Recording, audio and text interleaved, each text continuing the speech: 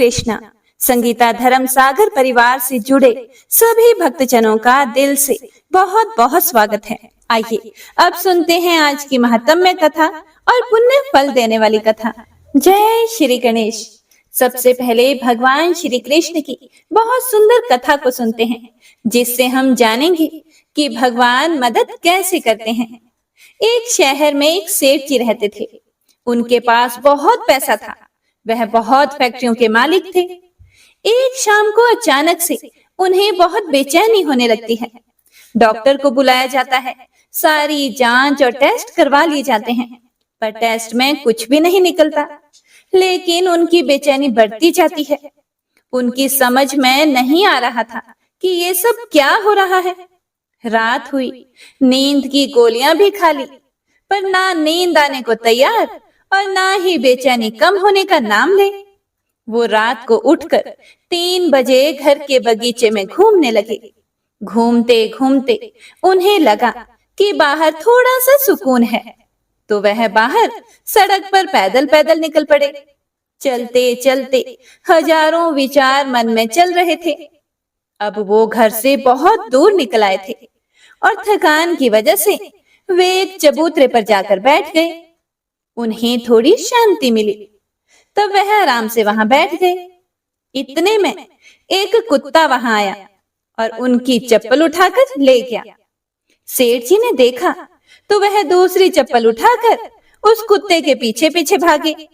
कुत्ता पास ही बनी हुई झुग्गी झोंपड़ियों में घुस गया। सेठ भी उसके पीछे पीछे थे। सेठ को करीब आता देखकर कुत्ते ने चप्पल वहीं छोड़ दी और वहां से चला गया। सेठ जी ने राहत की सांस ली और अपनी चप्पल पहनने लगे, और इतने में ही उन्हें किसी की रोने की आवाज सुनाई दी। रोने की आवाज को सुनकर सेठ और करीब गया तो एक झोंपड़ी में से आवाज आ रही थी। उसने झोंपड़ी के फटे हुए बोरे में से अंदर झांक कर देखा तो वहां एक औरत फटे हाल मैली सी चादर पर दीवार से सटकर रो रही है और बोल रही है, हे भगवान मेरी मदद करो, और रोती जा रही है। सेठ के दिल में ख्याल आया कि आखिर वो औरत क्यों रो रही है, उसको तकलीफ क्या है, और उसने अपने दिल की आवाज सुनी और वहां जाकर दरवाजा खटखटाया। उस औरत ने दरवाजा खोला तो सेठ जी ने कहा कि मुझे तो बस इतना जानना है कि तुम रो क्यों रही हो। वह औरत की आंखों में से आंसू टप टप टपकने लगे और उसने अपनी 7-8 साल की बच्ची की ओर इशारा किया और रोते रोते कहने लगी कि मेरी बच्ची बहुत बीमार है, उसके इलाज में बहुत खर्चा आएगा, और मैं तो घरों में जाकर झाड़ू पोछा करके जैसे तैसे पेट पालती हूँ, मैं कैसे इलाज कराऊं इसका। ये सब सुनकर सेठ का दिल पिघल गया और उसने तुरंत फोन लगाकर एम्बुलेंस बुलवाई और उस लड़की को एडमिट करवा दिया।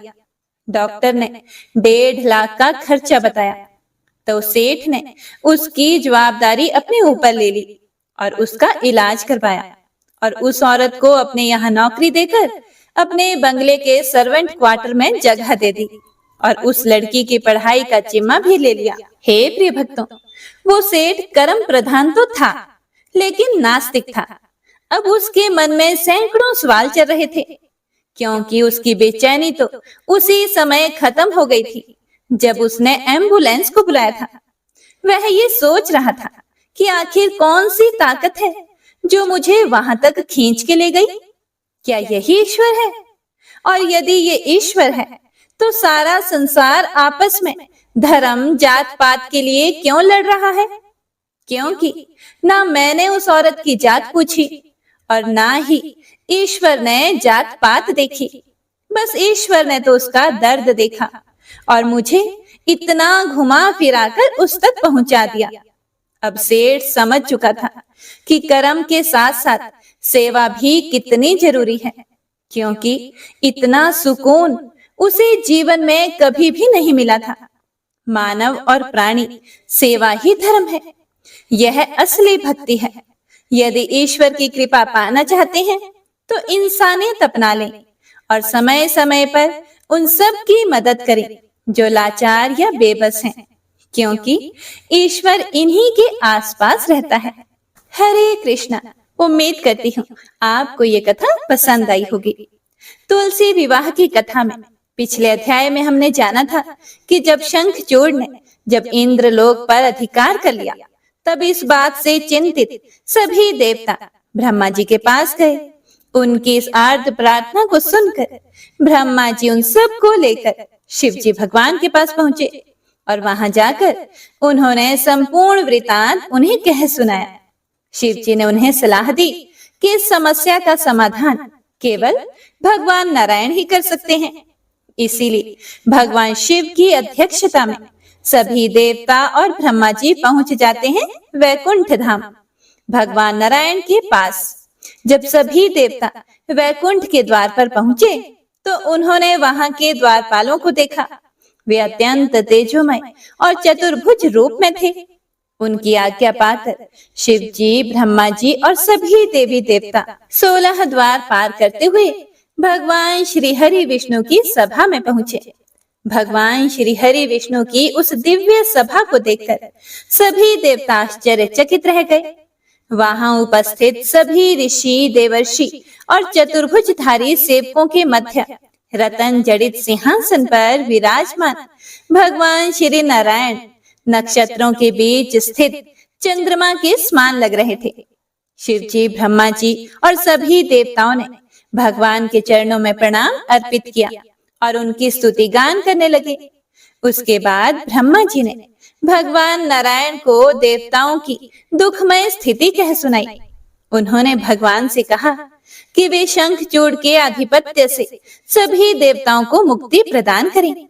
इसके उत्तर में भगवान नारायण ने मंद स्मित के साथ ब्रह्मा आदि देवताओं को शंखचूड़ के पूर्व जन्म का एक रोचक रहस्य कह सुनाया। उन्होंने कहा कि हे ब्रह्मदेव, यह महान तेजस्वी शंखचूड़ पूर्व जन्म में मेरे ही अंश रूप एक गोप था। उस समय वह सुदामा नाम से प्रसिद्ध था। एक समय उसने गोपियों के प्रति अपराध कर दिया और परिणाम स्वरूप श्री राधा रानी ने उसे दानव योनि में उत्पन्न होने का श्राप दे दिया। अब उन्होंने श्राप तो दे दिया, लेकिन श्री राधिका है तो अत्यंत करुणामयी। इसीलिए जब सुदामा आंखों में आंसू भरकर वहां से जाने लगा तो श्री राधिका तुरंत संतुष्ट हो गई। उनकी आंखों में आंसू भर आए। उन्होंने सुदामा को रोकने का बहुत प्रयास किया। तब मैंने राधा को समझाया कि उनका श्राप अब मिथ्या नहीं हो सकता, लेकिन उन्हें धैर्य रखना होगा और सुदामा बस आधे क्षण में ही वापस आ जाएगा, क्योंकि गोलोक का आधा क्षण पृथ्वी पर एक मनवंतर हो जाता है। और फिर मैंने सुदामा से कहा कि हे सुदामा, इस श्राप का पालन करके तुम शीघ्र ही यहाँ वापस लौट आना। इसीलिए हे ब्रह्मदेव, आप जिस घटनाओं का वर्णन कर रहे हैं वह सब पूर्ववत मेरी इच्छा और योजना के अनुसार ही हो रहा है। शंखचूड़ अवश्य ही अपने निर्धारित समय पर वापस गोलोक में आ जाएगा। इस समय आप मेरा यह त्रिशूल लेकर भारतवर्ष में जाइए। भगवान शंकर इस त्रिशूल से उसका वध करेंगे, लेकिन शंखचूड़ सदैव अपने गले में संपूर्ण मंगल प्रदान करने वाले मेरे कवच मंत्र को पहन कर रखता है। जब तक यह कवच उसके शरीर पर है तब तक उसका वध करना असंभव है। इसीलिए मैं ही ब्राह्मण का वेश बनाकर उससे उसका कवच मांग लूंगा। उसके साथ ही जब उसकी पत्नी तुलसी का सतीत्व भंग होगा तब वह निसहाय हो जाएगा। उस समय शिव जी इस त्रिशूल से सरलता से उसका वध कर पाएंगे। शंखचूड़ का वध होते ही उसकी पत्नी तुलसी भी अपना शरीर त्याग देगी और वह फिर से मेरी प्रिय बन जाएगी। इस प्रकार सभी देवताओं को आश्वस्त करके भगवान नारायण ने अपना त्रिशूल शिव जी को दे दिया। इस त्रिशूल के साथ शिव जी पृथ्वी लोक में आ गए और सभी देवतागण अपने अपने स्थान पर चले गए। हे प्रिय भक्तों, शिव जी ने चंद्रभागा नदी के तट पर एक वट वृक्ष के नीचे अपना आसन जमा लिया।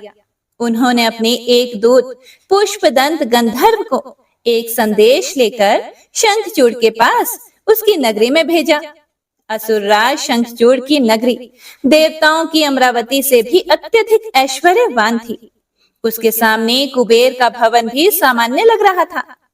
पुष्पदंत एक के बाद एक सभी द्वारों को द्वारपालों की आज्ञा से पार करते हुए अंत में 9वें द्वार पर पहुंचा। उस द्वार से अंदर आते ही पुष्पदंत ने देखा कि सभी राजाओं के बीच में शंखचूड़ एक भव्य सिंहासन पर विराजमान था। वह नक्षत्रों के बीच छिपे चंद्रमा की तरह दिख रहा था। सोने और रत्नों से सजे हुए उस सिंहासन के ऊपर स्वर्ण छत्र था। शंखचूड़ के ऐश्वर्य को देखकर पुष्पदंत गंधर्व भी आश्चर्यचकित रह गया। उसने एक दूत के रूप में अत्यंत विनम्रता से शंखचूड़ को प्रणाम किया और भगवान शिव का संदेश कह सुनाया। पुष्पदंत ने कहा, हे राजेंद्र, मैं भगवान शंकर का दूत हूँ और मेरा नाम पुष्पदंत है। शिव जी की कही हुई बातें मैं आपके समक्ष कहने जा रहा हूँ। अब आप देवताओं का राज्य और उनके अधिकार उन्हें लौटा दीजिए, क्योंकि वे देवेश्वर श्री हरि की शरण में गए थे। उन प्रभु ने अपना त्रिशूल देकर आपके विनाश के लिए शिव जी को भेजा है। त्रिनेत्रधारी भगवान शिव इस समय चंद्रभागा नदी के तट पर वट वृक्ष के नीचे विराजमान है। आप या तो देवताओं का राज्य उन्हें लौटा दें या फिर भगवान शिव के साथ युद्ध करें। यह आपका निर्णय है। कृपया अब मैं शिव जी के पास आपका क्या संदेश लेकर जाऊं, यह भी मुझे बता दे। पुष्पदंत की बातें सुनकर शंखचूड़ जोर जोर से हंसने लगा। उसने दूत से कहा, हे दूत, कल प्रातःकाल मैं शिव जी से मिलने आऊंगा, इसीलिए अभी तुम चले जाओ। शंखचूड़ का संदेश लेकर पुष्पदंत दूत वहां से चला आया। उसने शिव जी के पास जाकर यही संदेश यथारूप में उन्हें कह सुनाया। उसके साथ साथ उसने शंखचूड़ की संपूर्ण नगरी, उसके अस्त्र शस्त्र और सैन्य बल का भी संपूर्ण वृतांत उन्हें कह सुनाया। और अब समय आ चुका था एक महाभयंकर युद्ध की तैयारी का। इसीलिए भगवान शिव के पक्ष में सम्मिलित होने के लिए कार्तिकेय उनके पास आ गए। उनके साथ वीरभद्र, विशालाक्ष, पिंगलाक्ष, मणिभद्र, बाणासुर, विकंपन, विकृति, विरूप, बास्कल, कपिलाक्ष, विकट, ताम्रलोचन, 8 भैरव, 12 रुद्र, 8 वसु, इंद्र आदि देवता, 12 सूर्य, अग्नि, चंद्रमा, विश्वकर्मा, दोनों अश्विनी कुमार, कुबेर, यमराज, जयंत, नल कुबेर, वायु, वरुण, बुध, मंगल, शनि, धर्म और कामदेव भी आ गए। इसके उपरांत उग्रदंडा, कोटरा, कैटभी और स्वयं 100 भुजा वाली भयंकर भगवती भद्रकाली भी वहां आ पहुंची। भूत, पिशाच, प्रेत, विताल, कुष्मांड, ब्रह्म, राक्षस, यक्ष और किन्नर भी सहायता के लिए वहां पहुंच गए। इस प्रकार शिव जी की सेना अब इस महायुद्ध के लिए तैयार थी और अब वे अपनी महाभयंकर विशाल सेना के साथ शंखचूड़ की प्रतीक्षा कर रहे थे। लेकिन शंखचूड़ उस समय दूत के चले जाने के बाद वापस अपने अंतःपुर में आ जाता है और आते ही वह अपनी प्रिय पत्नी को इस युद्ध संबंधी सारी बातें कहता है। यह सुनकर तुलसी देवी बहुत चिंतित हो जाती हैं। वह अपने पति शंखचूड़ से कहती हैं, हे स्वामी, आप मेरे प्राणों के अधिष्ठाता हैं। मैं अपने नेत्रों से कुछ समय आदर पूर्वक आपके दर्शन करना चाहती हूँ। आज मैंने रात्रि के अंतिम प्रहर में एक बुरा स्वप्न देखा था। इस प्रकार तुलसी देवी को घबराया हुआ देखकर शंखचूड़ उन्हें आश्वस्त करने लगे। आखिर वह एक ज्ञानी पुरुष था। उसने तुलसी देवी से कहा, हे प्रिय, कर्म भोग की गति काल सूत्र में पिरोई हुई है। समय अत्यंत बलवान है। हर्ष, शोक, सुख, दुख यह सब काल के अधीन है। समय समय पर इस सृष्टि का सृजन होता है और समय आने पर उसका विनाश हो जाता है। ब्रह्मा, विष्णु और शिव आदि प्रधान देवताओं के भी अधीश्वर परम भगवान श्री कृष्ण हैं। वे इस प्रकृति से परे हैं। उन्हें सर्वेश, सर्वरूप, सर्वात्मा और परमात्मा भी कहते हैं। वे ही समय समय पर अपनी इच्छा से इस सृष्टि का सृजन और संहार करते हैं। हे सुंदरी, तुम उन्हीं परम भगवान श्री राधा वल्लभ की उपासना करो, जो भगवान मृत्यु के भी मृत्यु हैं, जो काल के भी काल हैं, जो ब्रह्मा के स्वामी और यमराज के शासक हैं, जो इस जगत के सृजक, पालक और संहारक हैं। उन परम भगवान की तुम शरण ग्रहण करो। यहाँ कोई भी किसी का बंधु नहीं है। जो सबके बंधु हैं वे केवल श्री कृष्ण हैं।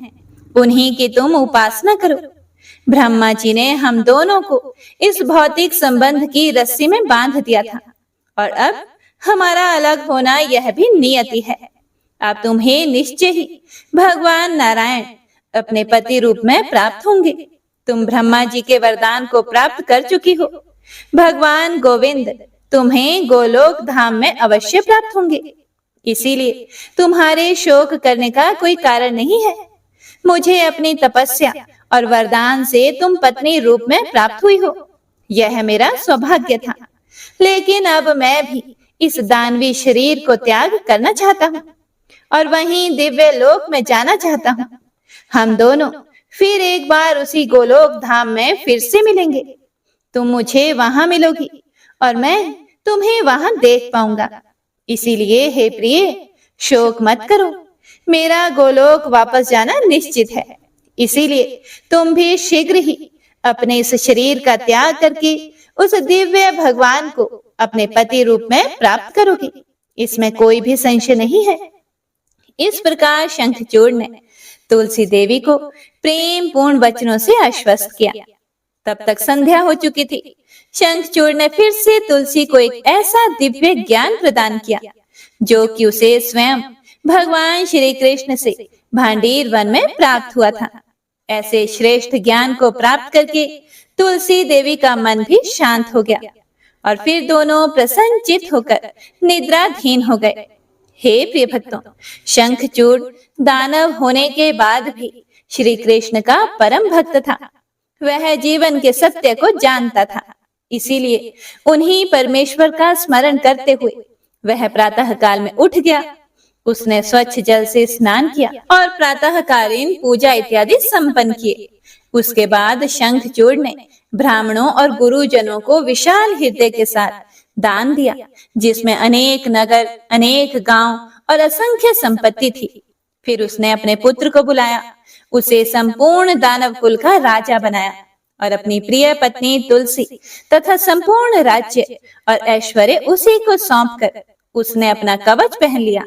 हाथ में धनुष बाण लिए अपने सैनिकों को इकट्ठा किया और चंद्रभागा नदी की ओर चल दिया, जहां भगवान शिव और उनके गण उसकी प्रतीक्षा कर रहे थे। उसकी सेना में 3 लाख उत्तम घोड़े और 5 लाख श्रेष्ठ हाथी थे। 10,000 रथ और 3-3 करोड़ धनुर्धारी, ढाल तलवारधारी और त्रिशूलधारी बहादुर सैनिक थे।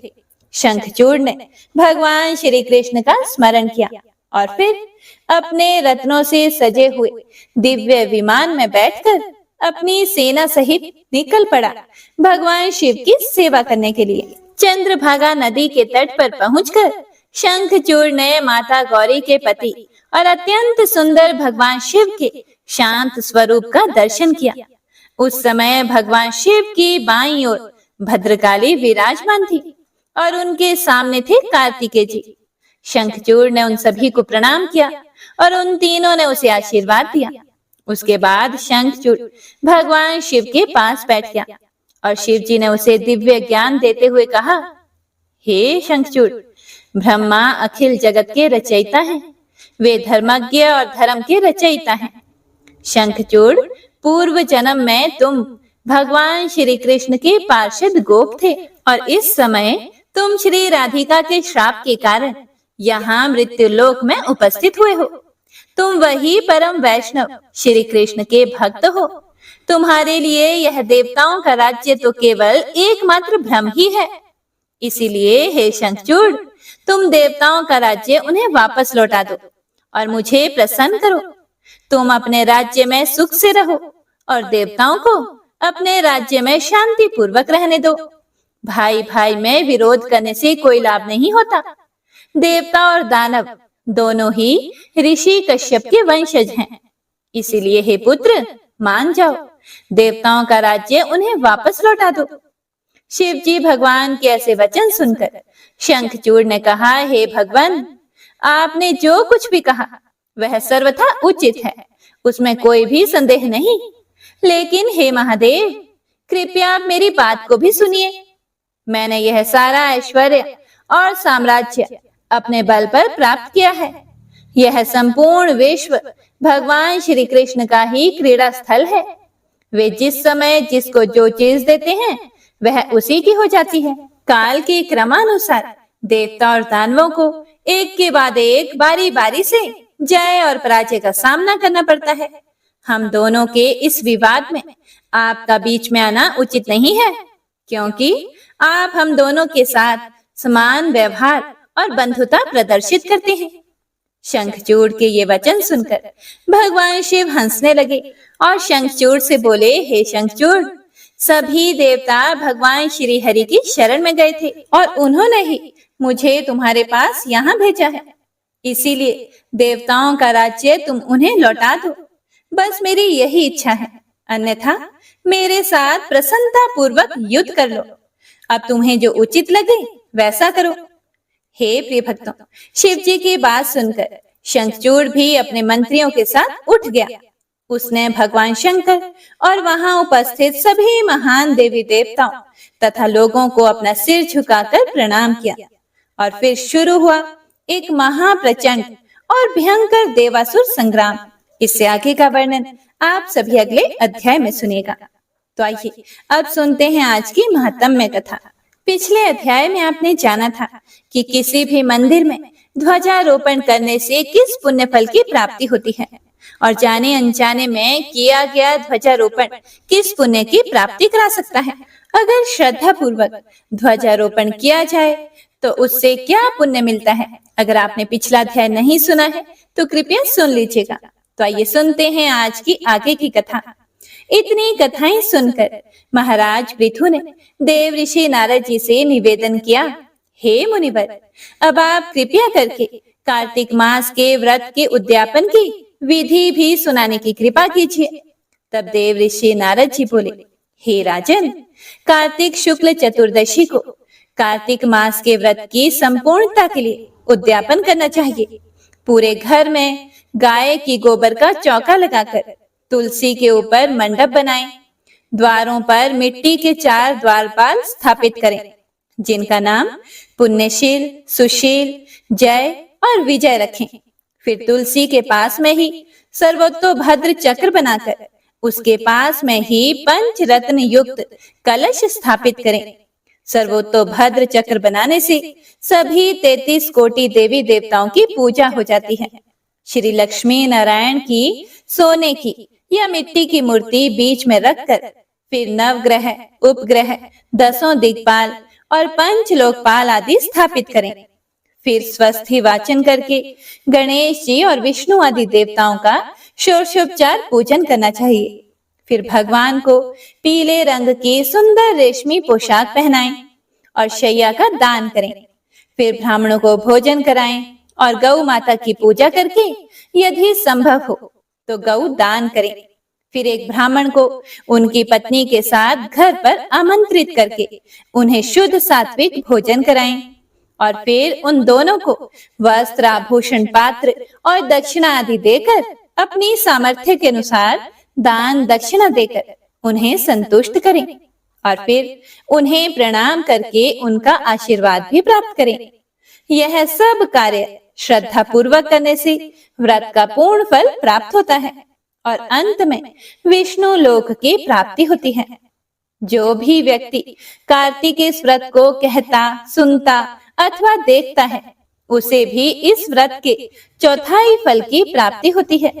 इस प्रकार उद्यापन का पूर्ण विधि विधान बताने के बाद श्री सूत जी महाराज बोले, हे ऋषियों, अगर किसी भी उद्यापन का सामर्थ्य ना हो तो कुछ ब्राह्मणों को भोजन करा दें। ब्राह्मण ना मिले तो गाय, पीपल या फिर वट वृक्ष का ही पूजन कर लें, क्योंकि पीपल का वृक्ष विष्णु भगवान का और वट वृक्ष शिव जी भगवान का स्वरूप माना जाता है। इसी प्रकार पलाश ब्रह्मा जी का रूप माना जाता है। यह सुनकर ऋषियों ने पूछा, हे सूची, ब्रह्मा, विष्णु और शिव जी वृक्ष भाव को किस प्रकार प्राप्त हुए, यह भी बताने की कृपा करें।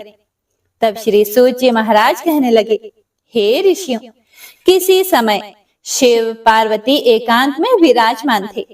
उस समय देवताओं द्वारा भेजे गए अग्नि देवता द्वारा उनके एकांत वास में विघ्न उपस्थित हुआ।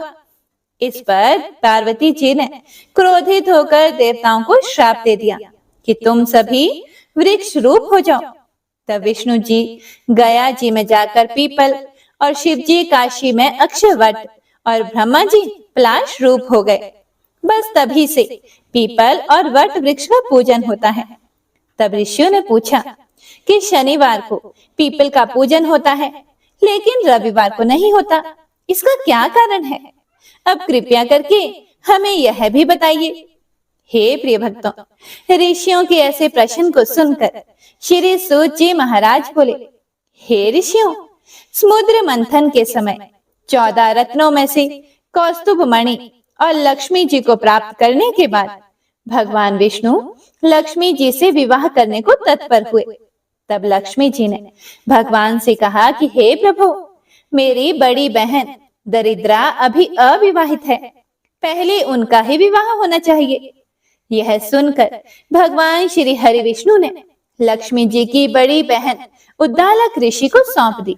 यद्यपि दरिद्रा का रंग काला, नेत्र लाल और बाल बिखरे होने के कारण वह बहुत ही कुरूपा थी, लेकिन फिर भी भगवान की आज्ञा मानकर उद्दालक ऋषि दरिद्रा को अपने आश्रम में ले आए।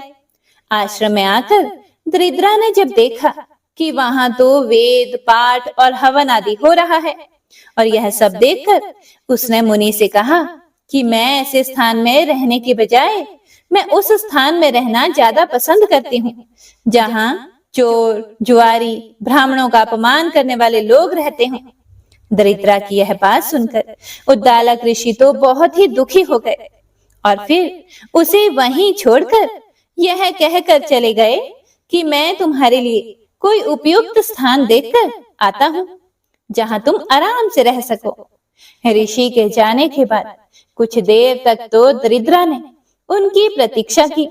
जब काफी देर हो गई, ऋषि वापस नहीं लौटे तो वह रोने और चिल्लाने लगी। तब लक्ष्मी जी ने भगवान से कहा कि हे भगवान, ऋषि द्वारा त्याग दिए जाने के कारण मेरी बहन दरिद्रा अत्यंत दुखी हो रही है, इसीलिए आप जाकर पहले उसे शांत कीजिए। तब विष्णु भगवान लक्ष्मी जी सहित वहां आकर कहने लगे, हे दरिद्रे, तुम पीपल में निवास करो। पीपल हमारा ही अंश है। जो कोई कार्तिक की पूर्णिमा को पीपल का पूजन करेगा वह हमें प्राप्त होगा और उसके यहाँ लक्ष्मी जी का वास होगा। जो शनिवार को सूत लपेटकर तुम्हारा पूजन करेगा उसके सभी मनोरथ सिद्ध हो जाएंगे। लेकिन हाँ, रविवार को जो भी तुम्हारा स्पर्श करेगा वह दरिद्री हो जाएगा। ऐसा कहकर भगवान लक्ष्मी जी सहित अंतर ध्यान हो गए। श्री सूत जी कहते हैं कि इसीलिए रविवार के दिन पीपल के वृक्ष को स्पर्श नहीं करना चाहिए। सूत जी ने कहा कि जो भी इस कथा को पढ़ता है या सुनता है उसे बद्रिकाश्रम यात्रा का पुण्य फल प्राप्त होता है। ऐसा कहकर श्री सूत जी महाराज कुछ पल के लिए मौन हो गए। ओम नमो नारायणाय। इससे आगे का वृतांत आप सभी अगले अध्याय में जरूर सुनिएगा। आइए अब सुनते हैं श्री तुलसी चालीसा। श्री तुलसी महारानी करो विनय सिर नाय, जो मम हो संकट विकट दीजे मात नशाए। नमो नमो तुलसी महारानी, महिमा मिट ना जाए बखानी। दियो विष्णु तुमको सन्माना, जग में छायो सुयश महाना। विष्णु प्रिया जय जयति भवानी, तिहु लोक की हो सुख खानी। भगवत पूजा कर जो कोई, बिना तुम्हारे सफल न होई। जिन घर तब नहीं होए निवासा, उस पर करी विष्णु नहीं वासा। करे सदा जो तब नित सुमिरन, तेहि के काज होए सब पूरन। कार्तिक मास महात्म तुम्हारा, ताको जानत सब संसारा। तब पूजन जो करे कुवारी, पावे सुंदर वर सुकुमारी।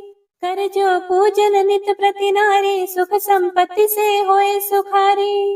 वृद्धा नारी करे जो पूजन, मिले भक्ति होवे पुलकित मन। श्रद्धा से पूजे जो कोई, भवनिधि से तर जावे सोई। कथा भागवत यज्ञ करावे, तुम बिन नहीं सफलता पावे। छायो तब प्रताप जग भारी, ध्यावत तुम ही सकल चित धारी। तुम ही मात यंत्रन तंत्रन में, सकल काज सिद्धि हो वीक्षण में। औषधि रूप आप हो माता, सब जग में तब यश विख्याता। देव ऋषि मुनियों तपधारी, करत सदा तब जय जयकारी। वेद पुराणन तब यश गाया, महिमा गम पार नहीं पाया। नमो नमो जय जय सुख कारणी, नमो नमो जय दुख निवारणी। नमो नमो सुख संपत्ति देनी, नमो नमो अघ काटन छेनी। नमो नमो भक्तन दुख हरणी, नमो नमो दुष्टन मद छेनी। नमो नमो भव पार उतारणी, नमो नमो परलोक सुधारणी। नमो नमो निज भक्त उबारणी, नमो नमो जन काज संवारणी। नमो नमो जय कुमति नशावनी, नमो नमो सुख उपजावनी। जयति जयति जय तुलसी माई, ध्याऊं तुमको शेष नवाई। निज जन जानी मोहि अपनाओ, बिगड़े कारज आप बनाओ। करूं विनय मैं मात तुम्हारी, पूर्ण आशा करहूं हमारी। शरण चरण कर जोरी मनाऊं, निश दिन तेरे ही गुण गाऊं। कहूं मात यह अब मोह पर दाया, निर्मल होए सकल मम काया। मंगू मात यह वर दीजे, सकल मनोरथ पूर्ण कीजे। जनो नहीं कुछ नेम आचारा, क्षमहु मात अपराध हमारा। 12 मास करे जो पूजा, तासम जग में और न दूजा। प्रथम ही गंगा जल मंगवावे, फिर सुंदर स्नान करावे। चंदन अक्षत पुष्प चढ़ावे, धूप दीप नैवेद्य लगावे। करे आचमन गंगा जल से, ध्यान करे हृदय निर्मल से। पाठ करे फिर 40 की, स्तुति करे मात तुलसा की। यह विधि पूजा करे हमेशा, ताके तन नहीं रहे कलेशा। करे मास कार्तिक का साधन, सोवे नित्य पवित्र सिद्ध हुए चाही। है ये कथा महा सुखदाई, पढ़े सुने सो भव तर जाए। तुलसी मैया तुम कल्याणी, तुम्हारी महिमा सब जग जानी। भावना तुझे मनित नित ध्यावे, गागा कर मां तुझे रिझावे। यह श्री तुलसी 40 पाठ करे जो कोई, गोविंद सो फल पावहि, जो मन इच्छा होए। जय मां तुलसा। हे प्रिय भक्तों, तो आज की यह कथा यहीं पर समाप्त होती है। उम्मीद करती हूँ आपको कथा बहुत अच्छी लगी होगी और आपने पूरे मन लगाकर पूरी सुनी होगी। अगर आपको कथा पसंद आई हो तो लाइक करके कमेंट बॉक्स में जयकारा जरूर लगाइएगा। तो मिलते हैं अगली कथा के साथ, तब तक के लिए हरे कृष्णा।